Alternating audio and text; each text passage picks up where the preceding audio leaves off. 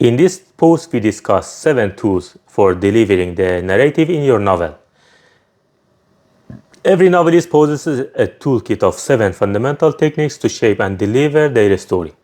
These tools operate at the granular level of plot, influencing the unfolding narrative paragraph by paragraph, while the frequency of their use varies based on authorial style and genre. All 7 contribute significantly to the overall impact of a novel.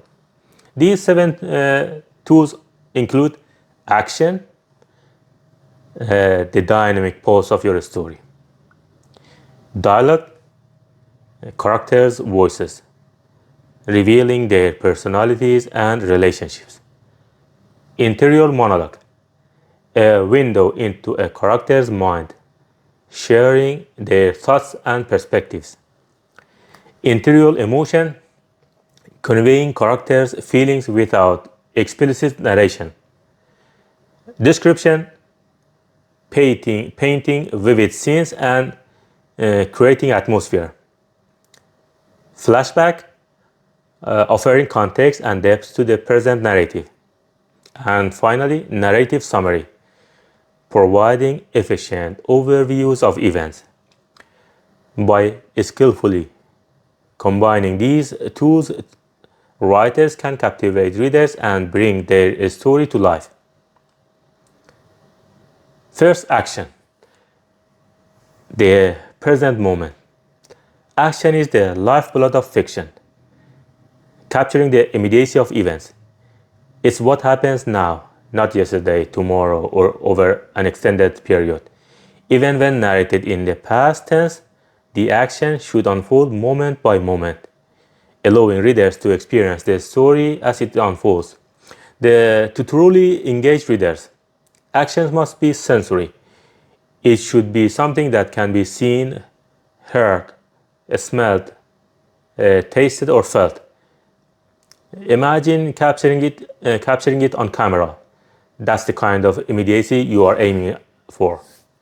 Editors often advise writers to show, don't tell.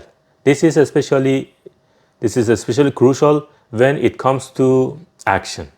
Avoid summarizing past events or future possibilities.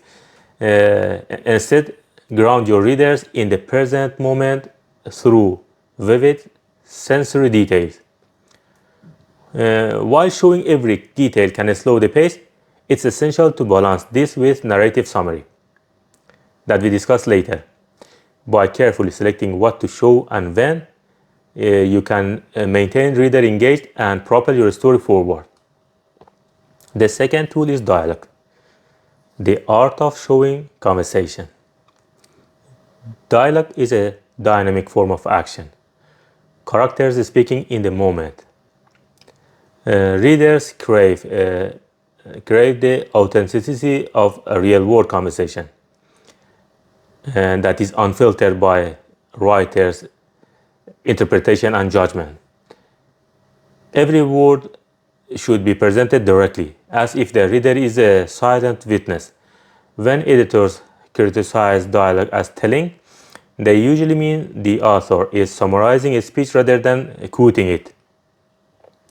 While summarizing can be useful for conveying information swiftly, it's not dialogue. This technique belongs to the realm of narrative summary, a tool we'll explore later. Effective dialogue immerses the readers in the conversation, allowing them to hear the characters' voices and understand their relationships and personalities. Dialogues helps the reader connect with the character. The human voice, or any other intelligent being voice, is primal.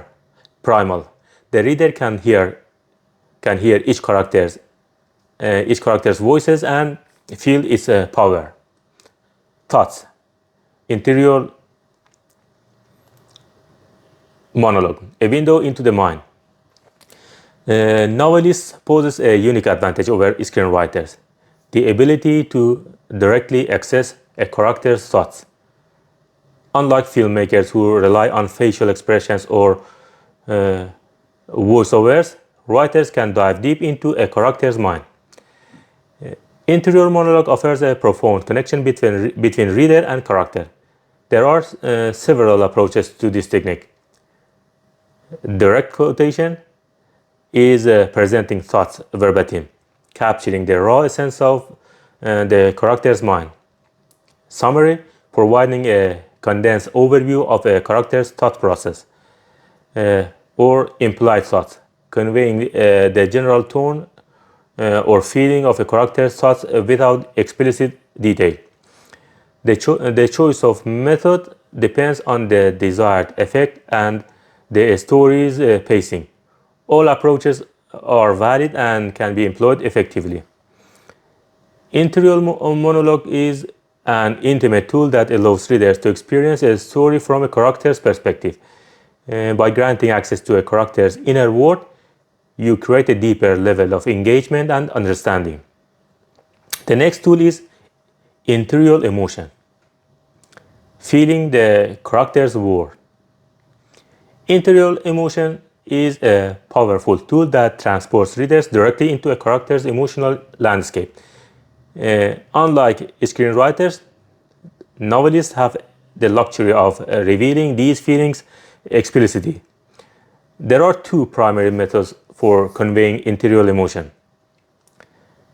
Physiological response means going into the character's physical sensations. A racing heart, sweaty palms, tense muscles can create an immersive and visceral experience. However, this technique is potent and should be used sparingly to maximize its impact. Direct emotion. Naming the emotion outright can be effective, but overuse can diminish its power. By carefully selecting when to explicitly state the character's feelings, you can enhance emotional resonance without overwhelming the reader. The key lies in balance.